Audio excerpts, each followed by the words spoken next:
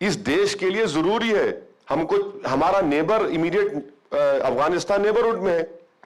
आप क्या करेंगे जब कोई आएगा, ताजिक, हजारा, उज्बेक आएगा, आप लाख बोलेंगे कि नहीं आ जाइए, तुमको लॉन्ग टर्म वीजा देंगे, नहीं आएगा कोई।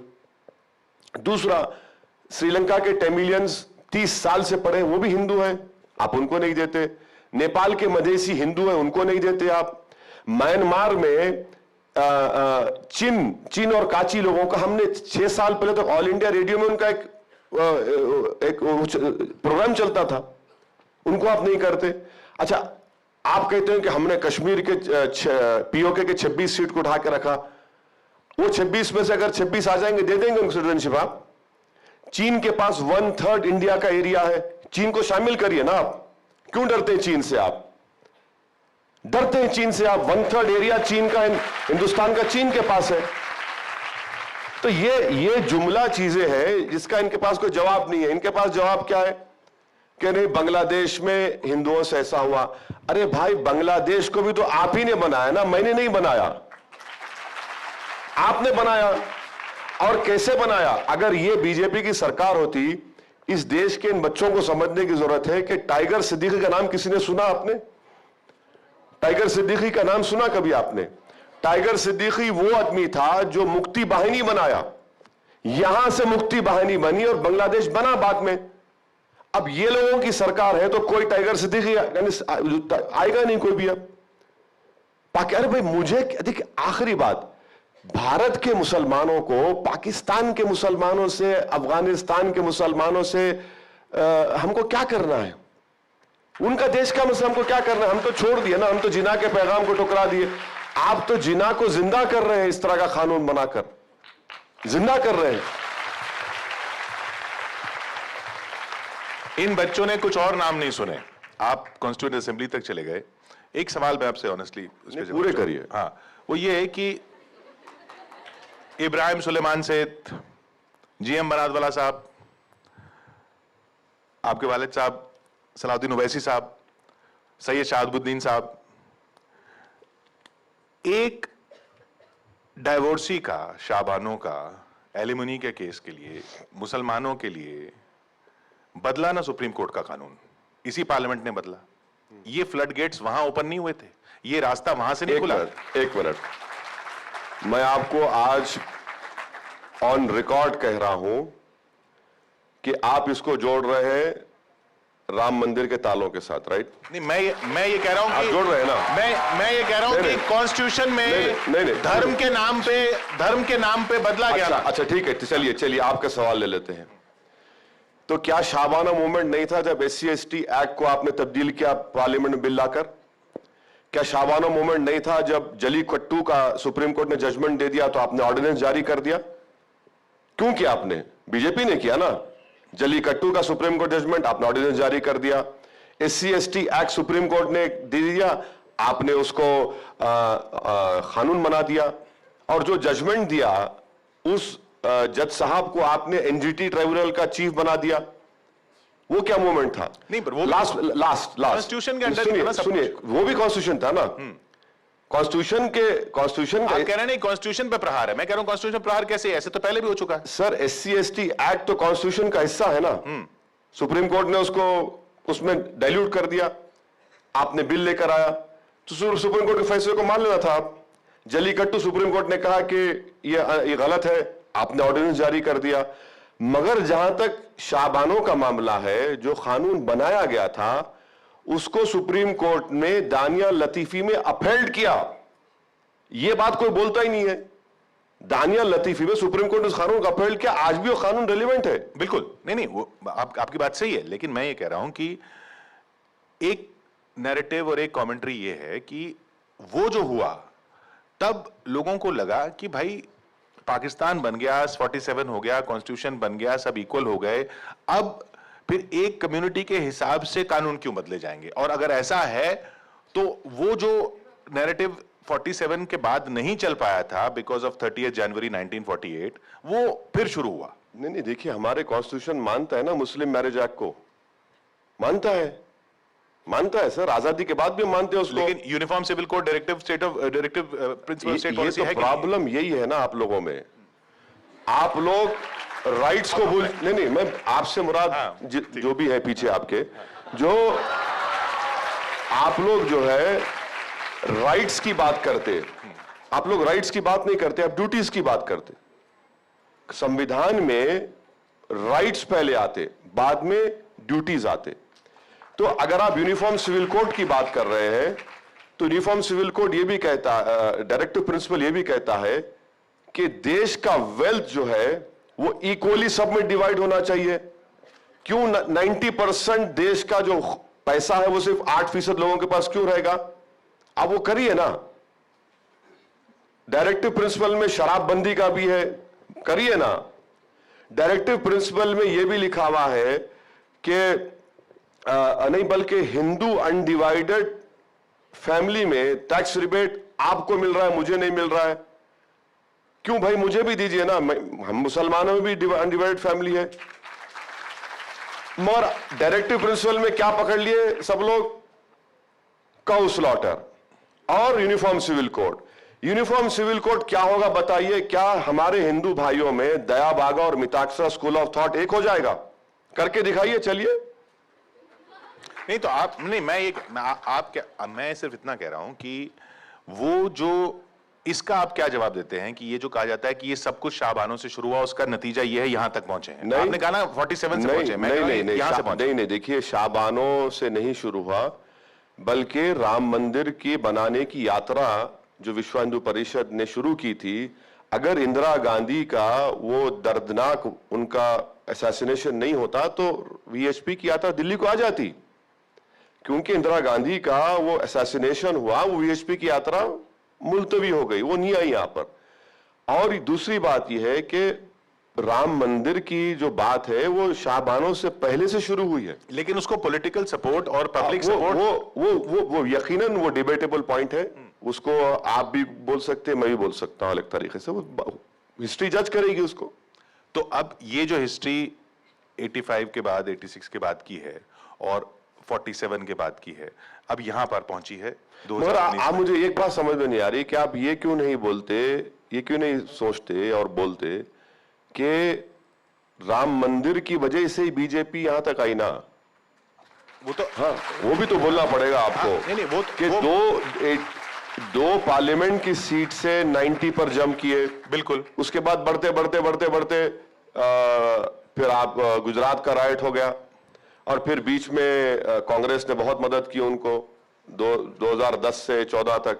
अब आप कर रहे हैं। हाँ, तो मैं अगर मदद कर रहा हूं, मैं उस लिहाज से नहीं कह रहा। मुझ पे इल्जाम लगाया जाता हमेशा।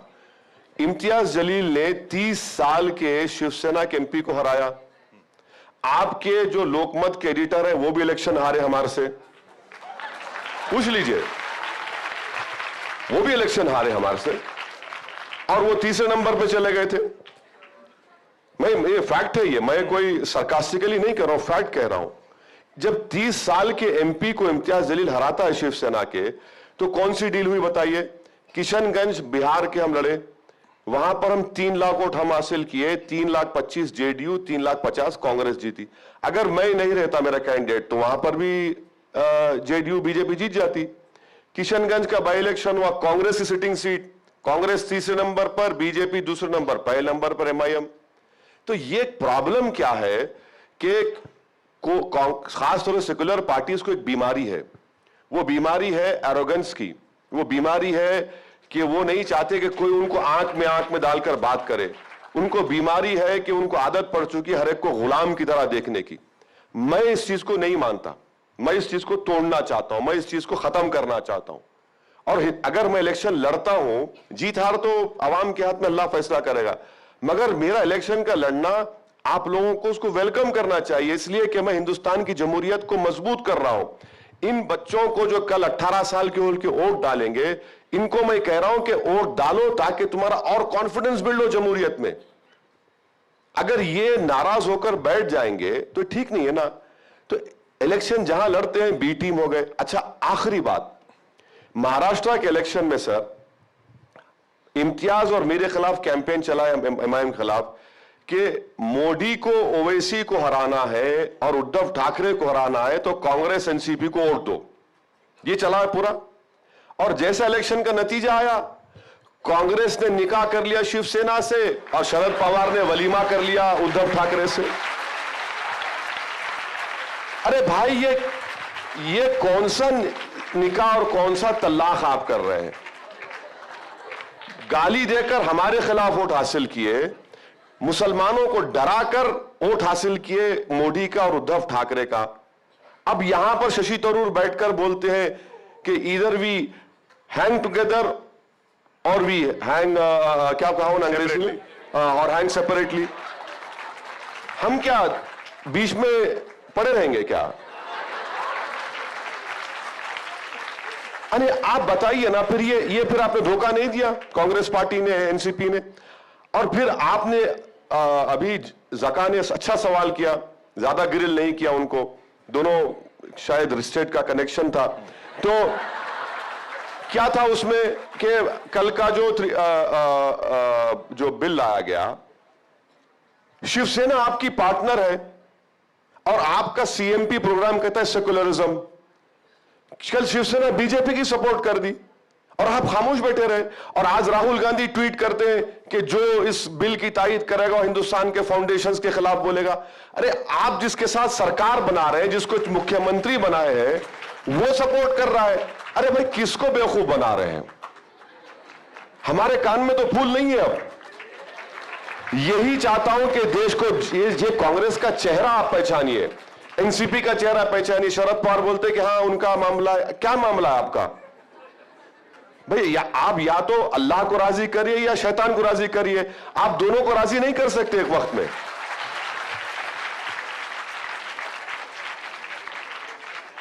बी टीम आपने बोला, मैंने नहीं कहा। मैं ये कह रहा था कि आप उनको नहीं, मैं अभी इंप्रूवमेंट हुआ, ए टीम हो चुका हूं। मेरी तौहीन मत करिए। आप एक विलेन वाला चेहरा देते हैं उनको। नहीं, मुसलमान विलन है इस मुल्क में, मैं नहीं हूं। चेहरा देते हैं। नहीं, मैं विलन हूं। आप उनको, मैं बताता हूं आपको, मैं बताता हूं, मैं विलन हूं। आप पोलराइजेशन का मौका देते हैं। नहीं, सुनिए, मैं विलन हूं। मैं विलन इसलिए हूं क्योंकि मैं मोदी के खिलाफ बोलता हूं। मैं विलन इसलिए हूं क्योंकि मैं कांग्रेस को नहीं मानता, मेरा पार्टी, इसीलिए विलन बन गया।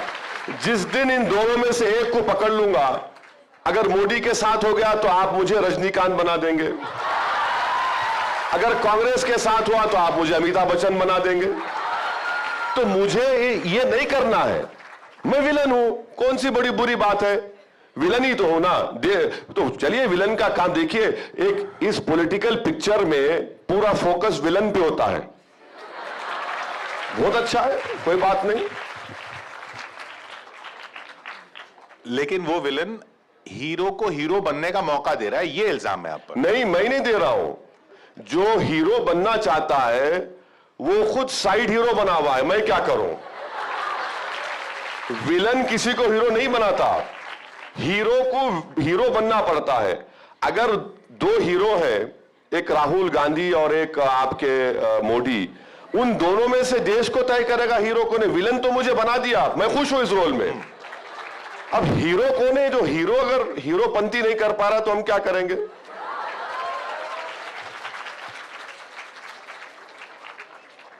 एक सवाल जो इसी जो अब जब आपके पार्टी के एक्सपेंशन की तरफ आप जाते हैं, तो जब ममता बनर्जी कहती हैं, आप ममता बनर्जी को अटैक करते हैं। ममता बनर्जी तो आपके साथ, आपके व्यूज जो हैं उनमें कई चीजों में आपके साथ हैं। तो वो कौन सी पॉलिटिक्स है? वो आप किसको हीरो बना रहे हैं, किसको विलन बना रहे हैं? देखिए, अगर इस ममता बनर्जी कहती है कि मैं एक्सट्रीम हूं, क्या एक्सट्रीम है मुझे बताइए? एक्सट्रीम क्या है मुझ में? मैं हिंदुस्तान की जमहूरियत में अटूट भरोसा करने वाला हूं और रहूंगा। मैं इलेक्शन लड़ता हूं, इलेक्शन वोट का मुतालबा करता हूं। वो एक्सट्रीमिज्म को हराने के लिए तो इलेक्शन लड़ता हूं मैं। अब ममता बनर्जी का वही प्रॉब्लम है ना कि तुम कौन होते? हम चौधरी हैं। तुम कैसा आकर हम शहद 5 उंगलियों से खाएंगे? तुम कैसा आती है इसके करीब? अगर आप सत्ता में है तो आपने बंगाल के मुसलमानों के लिए क्या किया बताइए ना। आपने सोशल एजुकेशनल कितना अपलिफ्टमेंट हुआ उसमें?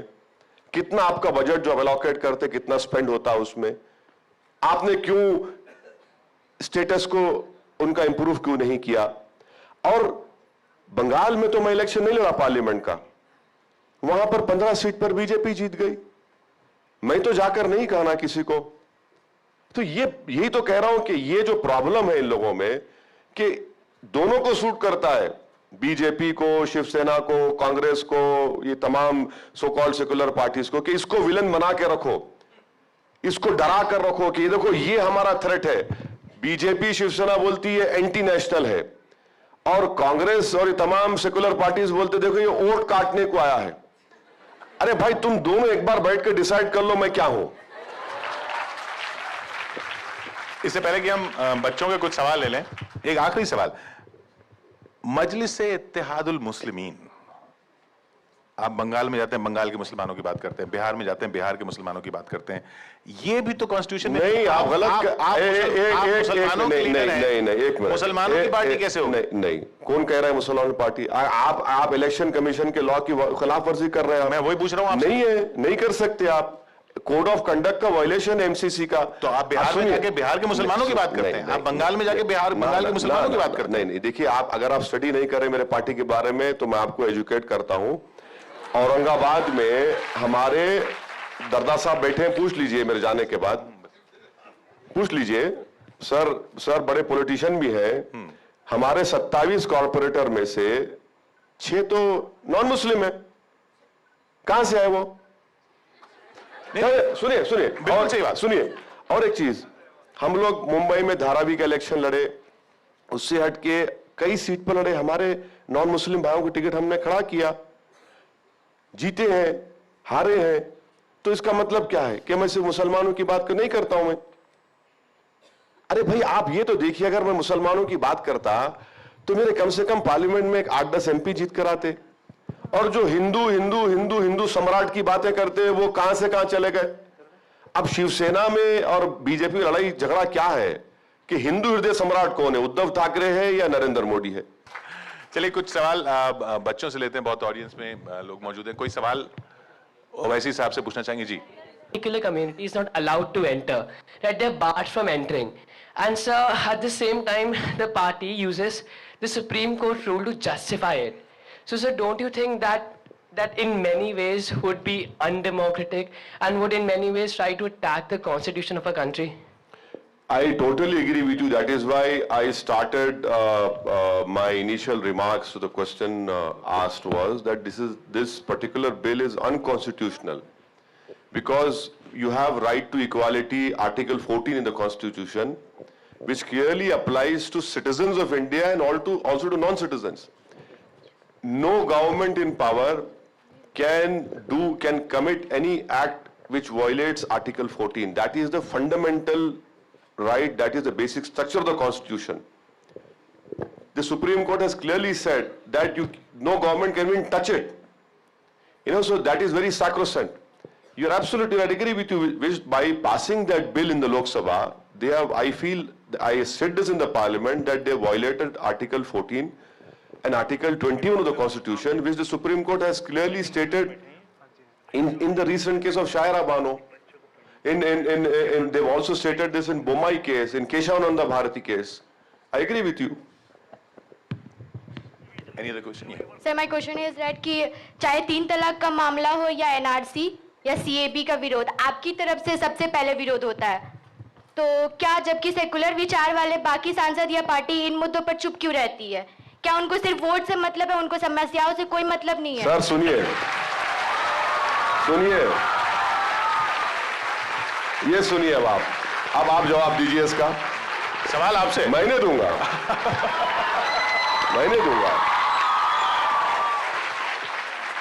ये बेटा आपकी एज कितनी है? सुन लीजिए अब आप, ये सोच अगर इन 16 साल के बच्चियों में पैदा हो रही है और आप मुझे तौहीन करते हैं, बी टीम सी टीम, क्या टीम बोलते हैं, विलन बोलते हैं, सर ये एक दिन मुझे हीरो बनाकर छोड़ेंगे लोग, मुझे यकीन है।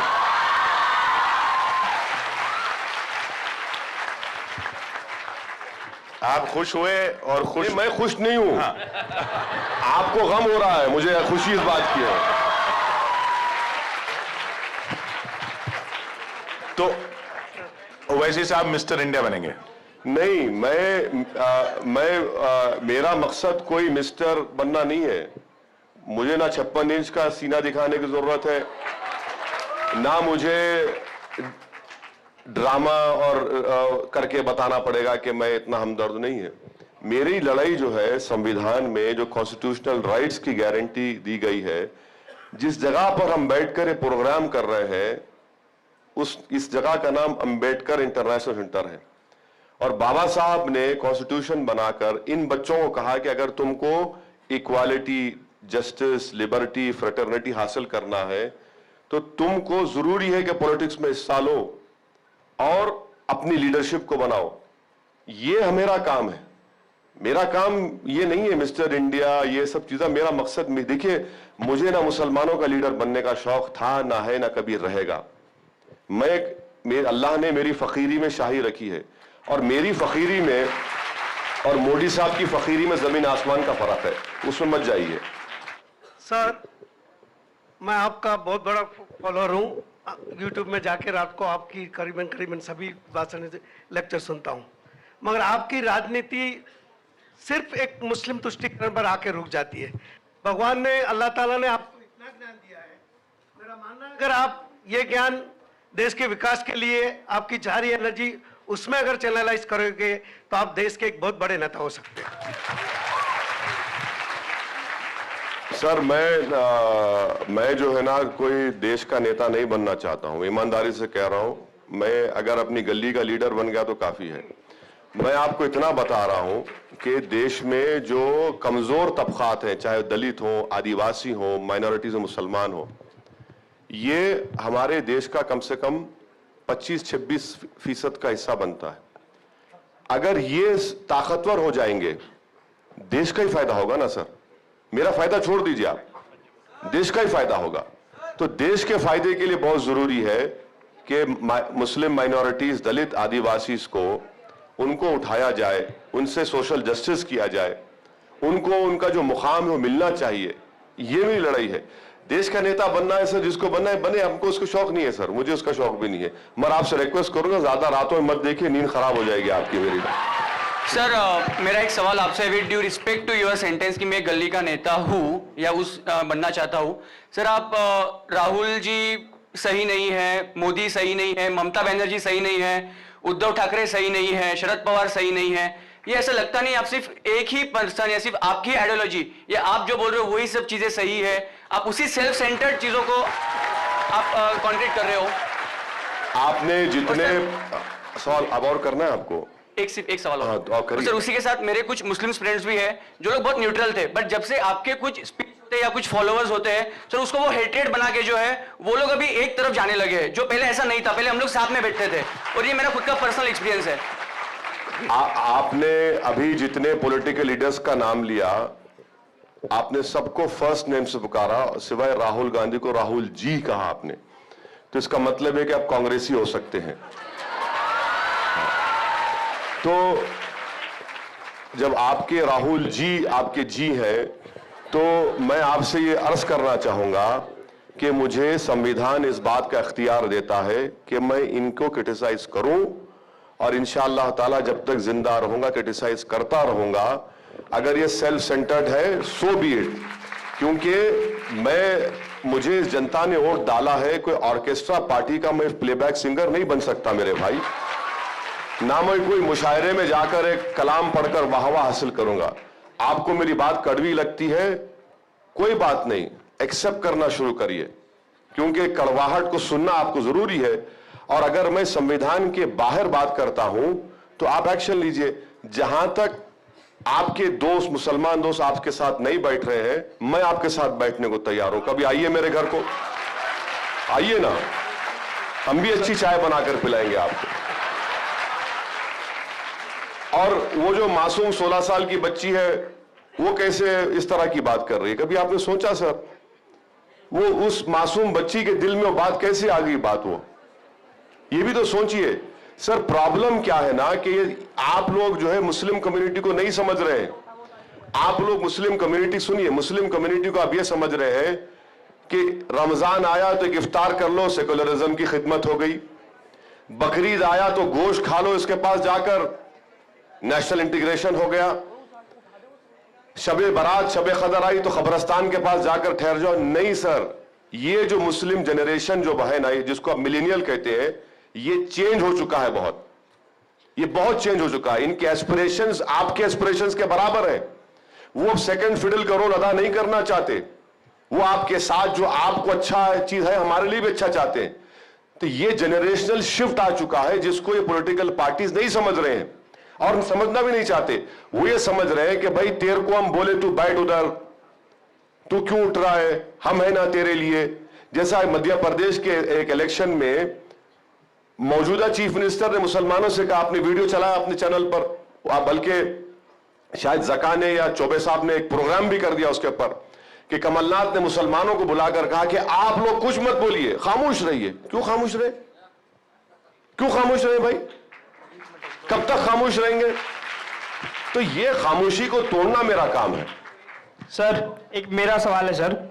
मेरा नाम प्रशांत तिवारी हुआ सर। मैं जामिया मिल्लत इस्लामिया के टीवी पत्रकारिता का छात्र हूँ। और मेरा सवाल सीधे सवाल ये है सर आपसे, मैं किशोर सर के सवाल से इत्तेफाक रखता हूँ। आपने कहा कि मैं मुसलमानों का नेतृत्व नहीं करके पूरे देश में रहने वाले लोगों का नेतृत्व करता हूँ। सर आप इलेक्शन लड़ने की बारी आती है तो आप बिहार से किशनगंज को चुनते हैं और दो बार आपने हवाला दिया सर कि मैं उपचुनाव में भी जीता और चुनाव में भी जीता।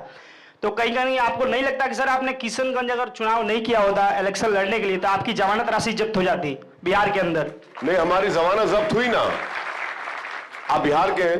बिल्कुल सर। हाँ, तो बिहार में जब पिछले बार असेंबली के चुनाव हुए थे, हम तो 6 सीट पर लड़े, 2 पे जमानत जब्त हुई। तो सर देखिए एक बात सुनिए, ये जीत हार की लड़ाई चलते रहेगी और मुझे हारने से डर नहीं लगता। तो सर आप इलेक्शन आप सवाल कर चुके हैं, मुझे हारने से डर नहीं लगता। कोई भी जब शुरुआत करते हैं तो हारना पड़ता है मेरे भाई। जब बच्चा छोटा चलता है ना तो गिरता है, फिर चलता है, फिर दौड़ता है, तो कोई बात नहीं है। और हम लोग सीमांचल को इसलिए सेलेक्ट किए, मैंने पार्लियामेंट में, अगर लास्ट पार्लियामेंट में अंडर 371 ऑफ द कॉन्स्टिट्यूशन के मैंने सीमांचल डेवलपमेंट काउंसिल का बिल लेकर आया, देने वाला हूं। लास्ट पार्लियामेंट दिया था। जब सीमांचल डेवलप होगा तो खाली मुसलमान डेवलप होंगे सीमांचल में, पूरे बिहार प्रदेश का, बल्कि चिकन हेड का एक एरिया बोलते हैं उसको, इतना इंपॉर्टेंट एरिया है जो हर पैरामीटर्स पर बैकवर्ड है। तो सीमांचल की हमारी लड़ाई सीमांचल की लड़ाई है। बिहार में भी नहीं गए हम लोग, सिर्फ सीमांचल के हद तक ही हम लोग महदूद हैं। और हमारा मानना है कि सीमांचल की लड़ाई पॉलिटिकल भी है, सोशल भी है, इकोनॉमिकल भी है, और इसीलिए हम वहीं पर लड़ रहे हैं। और पिछले असेंबली चुनाव में 2 या 3 जगह पर जमानत जब्त हुई हमारी, कोई उसमें कोई बड़ी बात नहीं है। सर इसी से जुड़ा मेरा एक सेकंड, इसी से जुड़ा मेरा सवाल है कि अगर आप इम्तियाज साहब और आपके इलाके को छोड़ के आप बाहर बाकी हिंदुस्तान में जाएंगे और जब आप कह रहे हैं कि बच्चा जब दौड़ेगा, तो कोई पॉलिटिकली इनकरेक्ट सवाल है कि कोई हिंदू करिए ना, हमसे कर सकते हैं इनकरेक्ट सवाल। कोई, हाँ बिल्कुल कर सकते हैं। क्यों कोई हिंदू आपको क्यों वोट देगा? कोई हिंदू मजलिसे इत्तेहादुल मुस्लिमीन ओवैसी साहब की पार्टी को उत्तर भारत में या कहीं और इलाके में क्यों वोट दे? आपके डेफिनेशन में हिंदू का मतलब क्या है? जो बताइए, मैं आपको बताता हूं, मैं बताता हूं। कोई बीजेपी को वोट देने वाला आपको क्यों वोट दे? चलिए, हाँ ये बात बताइए। बीजेपी का जो वोटर है वो देगा, अभी नहीं देगा, मगर जो आप ये भूल जा रहे हैं कि हमारे दलित भाई हैं, ओबीसी के हमारे भाई हैं, ये इनके ऊपर हम इनके साथ काम कर रहे हैं और हमको काफी उसमें कामयाबी मिली है और मिलते रहेगी इंशाअल्लाह ताला। जो किशनगंज की जो सीट हमने कामयाबी हासिल की, क्या सिर्फ मुस्लिम वोट पे जीत गए असेंबली सीट? नहीं सर, बिल्कुल गलत है।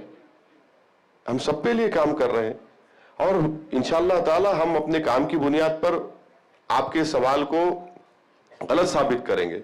दूसरी बात, जब हम इम्तियाज के ऑफिस में जाके देखिए आप, मुझे इतनी खुशी हुई कि इम्तियाज के घर के ऊपर मैं एक दिन चला गया तो सुबह में अगर 60-70 लोग थे, बमुश्किल 6-8 मुसलमान थे वहां पर, पूरे के पूरे लोग बैठे थे इम्तियाज के पास, इतने लोग। और इम्तियाज जो है जरा चाय वाय के मामले थोड़ा आगे पीछे होते, हाँ वो जरा सा मालूम उनको।